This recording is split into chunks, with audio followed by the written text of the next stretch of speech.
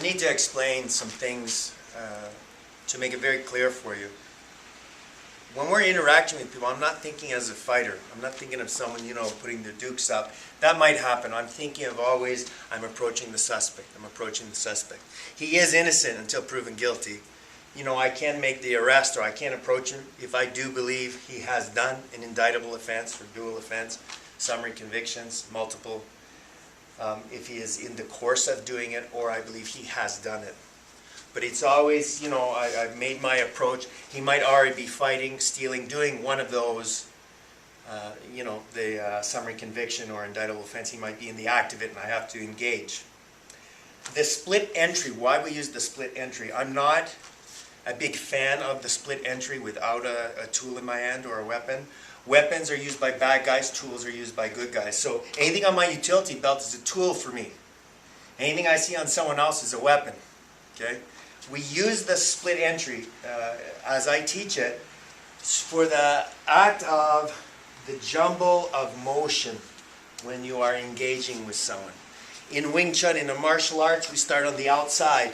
You've seen that maybe in martial art movies.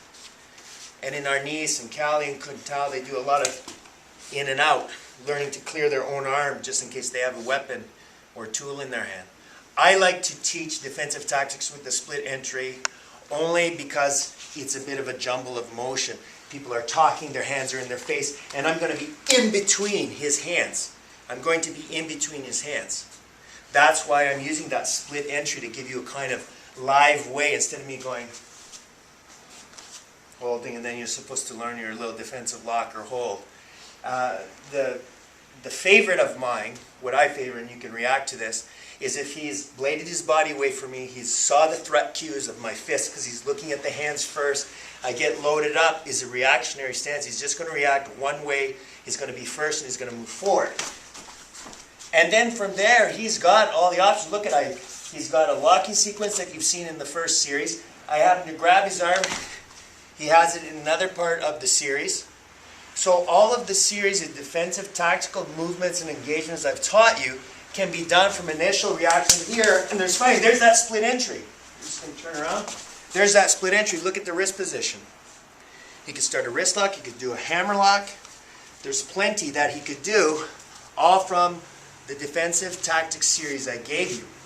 But we have to start somewhere.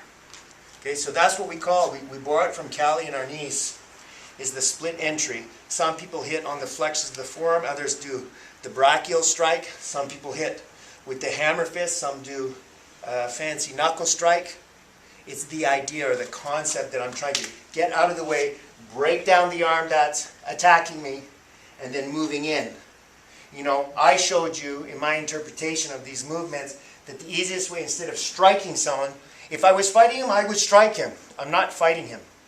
I'm trying to control him, retain him. I'm trying to maybe keep him safe from himself, from harming himself. I'm trying to arrest him. So I'm going to try and do it as humanely as possible. You see? So that is the structure of what I'm teaching you. When we start to get into more live drills, you will notice that we may start on an outside position. I might start on the inside position. Two hands in the inside position. But you've got to start somewhere. And I truly believe, this is one of the best ways to prepare you for that interaction. Thank you.